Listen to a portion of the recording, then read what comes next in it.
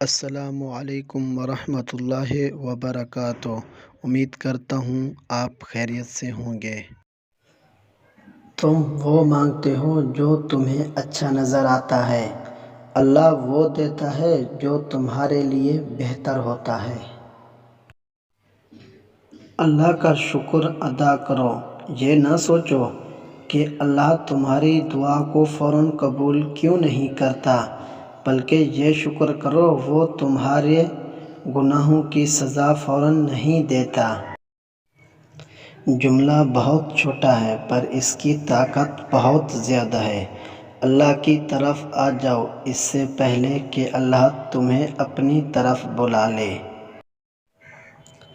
میں اداس ہو سکتا ہوں، دکھی ہو سکتا ہوں، رنجیدہ ہو سکتا ہوں، مگر مایوس کبھی نہیں ہو سکتا، کیونکہ میرے رب کی رحمتوں کی کوئی حد نہیں۔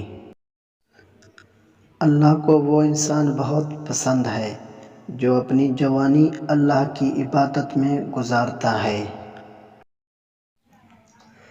حضرت محمد صلی اللہ علیہ وآلہ وسلم نے ارشاد فرمایا، بخار کو برا نہ کہو، کیونکہ یہ انسان کے گناہوں کو اس طرح دور کرتا ہے جس طرح بھٹی لوہے کے زنگ کو دور کرتی ہے۔